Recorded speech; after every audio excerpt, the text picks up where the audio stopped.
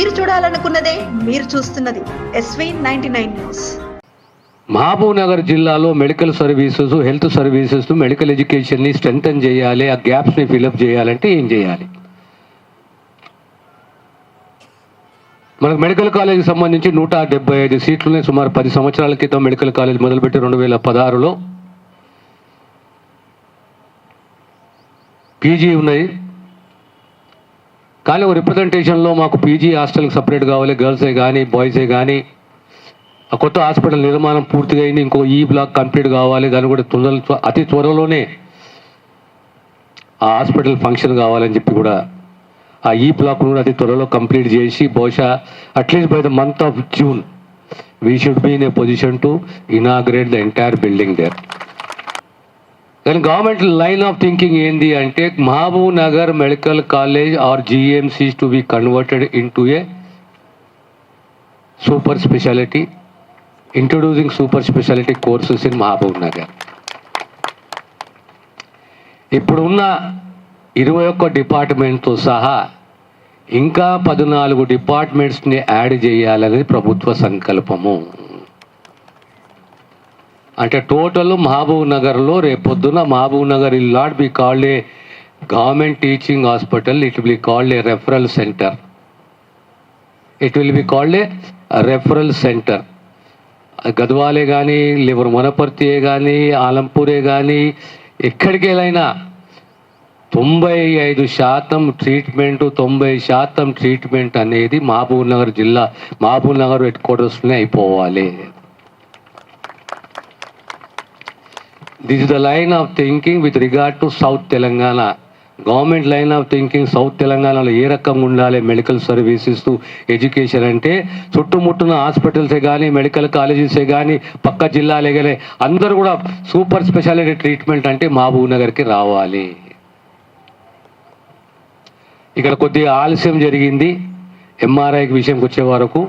కానీ గతంలో వచ్చినప్పుడు నేను కమిట్ అయ్యాను, మాట ఇచ్చాను, ఎంఆర్ఐ మహబూబ్ నగర్లో మేము ఏర్పాటు చేస్తామని చెప్పి. ఖచ్చితంగా అతి త్వరలో ఎంఆర్ఐ కూడా ఇక్కడ ఏర్పాటు చేయబోతున్నాము. దాంతో సహా పీజీ సీట్ల యొక్క స్ట్రెంత్ పెంచాలి, పీజీతో సహా సూపర్ స్పెషాలిటీ కోర్సెస్ కూడా ఇక్కడ ఇంట్రడ్యూస్ చేయాలి. ఎందుకంటే నువ్వు ఆలంపూర్ తీసుకోండి, మీరు నారాయణపేట తీసుకోండి, ఏ పెద్ద ట్రీట్మెంట్ కావాలన్నా నేరుగా 180 కిలోమీటర్ 160 కిలోమీటర్ హైదరాబాద్ పోయి ట్రీట్మెంట్ తీసుకోవాలి.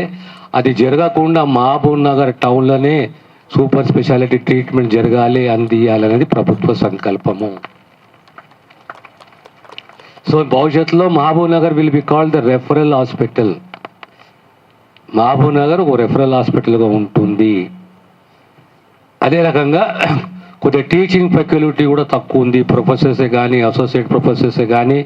ఈ మధ్యలో మొన్ననే మీరు చూశారు 607 మంది అసిస్టెంట్ ప్రొఫెసర్లు మేము రిక్రూట్ చేస్తున్నాము. ఆ రిక్రూట్మెంట్ స్టార్ట్ అయిపోయింది. 172 మందికి ఆర్డర్స్ ఇచ్చాము. మిగతా వారికి కూడా ఆర్డర్స్ ఇచ్చి ఇక్కడ అసిస్టెంట్ ప్రొఫెసర్ కానీ, అసోసియేట్ ప్రొఫెసర్స్ అంటే అది ప్రమోషన్ ద్వారా మనకు వచ్చే పోస్టులు. అవి ప్రొఫెసర్స్ని ఫిలప్ చేయాలి. ఇంకా ఆల్మోస్ట్ 50% పోస్టులు లేవు, ఫిలప్ చేయాలి. ప్రొఫెసర్స్ అంటే ప్రమోషన్ ద్వారా వస్తే కనుక associate professor, assistant professor first మనం కంప్లీట్ చేసుకుంటే రేపు టీచింగ్ ఫ్యాకల్టీ అనేది స్ట్రెంత్ అవుతున్న విషయాన్ని మీకు సగౌరవంగా తెలియజేసుకుంటున్నాను. మహబూబ్ నగర్లో ఆర్గన్ రిట్రీవల్ సెంటర్ అనేది మహబూబ్ నగర్లో ఏర్పాటు చేయాలనేది ప్రభుత్వ సంకల్పము. మన డయాలిసిస్ ఇవన్నీ ఉంటాయి కదా మనకు ట్రీట్మెంట్లు. ఎక్కడ దాకా పోతాం మనము? హైదరాబాద్ దాకా పోయేస్తాం. అలా కాకుండా మహబూబ్ నగర్లోనే వాస్కులర్ యాక్సెస్ సెంటర్ కూడా ఏర్పాటు చేయాలన్నది ప్రభుత్వ సంకల్పము, ప్రభుత్వ ఆలోచన. ఒకటి ఆర్గన్ రిట్రీవల్ సెంటరు, ఒకటి వాస్కులర్ యాక్సెస్ సెంటరు, మూడోది మహబూబ్ నగర్ జిల్లా హెడ్ క్వార్టర్స్లో ఉన్న hospital will be called a referral hospital. అంటే ఇంకా 14 డిపార్ట్మెంట్స్ మహబూబ్ నగర్కు యాడ్ చేయబోతున్నాము. ఇప్పుడున్న 21 డిపార్ట్మెంట్స్ కాకుండా 14 డిపార్ట్మెంట్స్లో అందులో సర్జికల్ డిపార్ట్మెంట్స్ని యాడ్ చేయబోతున్నాము. So secondary health area hospital 100 bedded, 150 bedded ఈ హాస్పిటల్స్ని స్ట్రెంత్ అని చెయ్యాలి. మొన్నటిదాకా వైద్య విధాన పరిషత్ ఉంటే ఇప్పుడు ఏముంది? అది మన చట్టాన్ని తీసుకొచ్చి ముఖ్యమంత్రి గారి ఆశీస్సుతోటి చట్టాన్ని తీసుకొచ్చి ఈరోజు ఏమంటున్నాము? తెలంగాణ డైరెక్టర్ ఆఫ్ సెకండరీ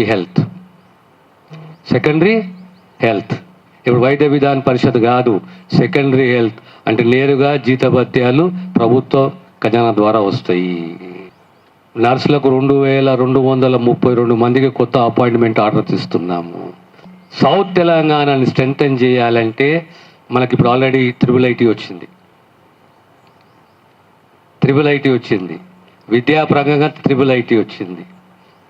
అదే రకంగా మన హెల్త్ సెక్టార్లో సర్వీసెసే కానీ ఎడ్యుకేషనే కానీ అది స్ట్రెంథెన్ చేయాలనే ఉద్దేశంతో ఈరోజు ప్రత్యేకంగా ఇంటరాక్షన్ పెట్టుకొని మీ యొక్క గ్యాప్సే కానీ కష్టాలే కానీ ఇబ్బందులే కానీ భవిష్యత్తే కానీ విజనే కానీ ఏమి చేస్తే రేపొద్దున రాబోయే తరంకు ఇలాంటి ఇబ్బందులు కాకుండా మనం సేవలు అందిస్తామనే ఆలోచనతోటి ఈరోజు ఇంటరాక్షన్ పెట్టుకునేసి హాస్టల్ బిల్డింగ్సే కానీ ఆడిటోరియమే కానీ స్పోర్ట్స్ యాక్టివిటీ కానీ హాస్టల్ కొత్త టీచింగ్ హాస్పిటలే కానీ ఎక్విప్మెంటు ఒక 35 డిపార్ట్మెంట్లకు సంబంధించిన స్టాండర్డైజ్ ఎక్విప్మెంట్ ఏముండాలనో ఖచ్చితంగా మహబూబ్ నగర్లో ఆ ఎక్విప్మెంట్ ఉండాల్సిందే. మహబూబ్ నగర్ కూడా 35 డిపార్ట్మెంట్ తీసుకురావాలనేది ఒక సంకల్పము. మన పిల్లలు చదువుతున్న పిల్లలు మన రాష్ట్రమే కానీ మన ప్రాంతమే కానీ దేశమే కానీ మెడికల్ స్టూడెంట్స్కు ఎలాంటి ఇబ్బందులు భవిష్యత్తులో రాకూడదు, డిస్కంఫర్ట్ ఉండకూడదు, క్వాలిటీలో కాంప్రమైజ్ కాకూడదు. ఇన్ని రకాల అంశాలని ప్రభుత్వం దృష్టిలో పెట్టుకొని ఇవి అడ్రస్ చేయాలి. సామాన్యుడు సబ్సిడరీకి వెళ్ళి మొదలు పెడితే మహబూబ్ నగర్ సూపర్ స్పెషాలిటీ ప్రభుత్వ హాస్పిటల్ వరకు అన్ని సౌకర్యాలు అందుబాటులో ఉండాలి. ఇంకా మనం ట్రామా కేర్ సెంటర్ తీసుకొస్తున్నాము, అడిషనల్గా డయాలిసిస్ సెంటర్ తీసుకొస్తున్నాము. మీ హైవేస్ ఉన్నాయి, ట్రామా కేర్ అవసరము.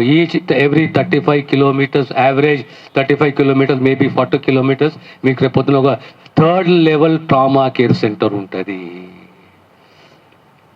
అదే రకంగా డయాలిసిస్ ప్రతి 25 కిలోమీటర్లకు ఒక డయాలిసిస్ సెంటర్ ఉండాలి, పేదవానికి ఇబ్బందుల పాలు కాకుండా.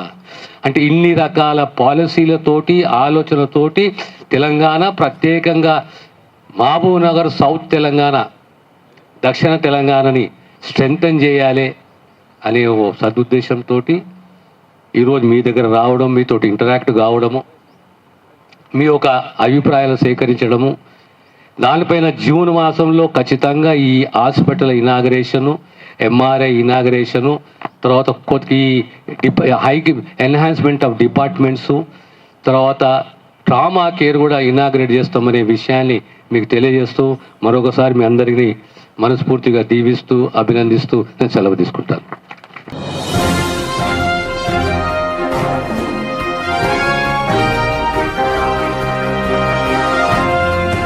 మీరు చూడాలనుకున్నదే మీరు చూస్తున్నది SV99 న్యూస్.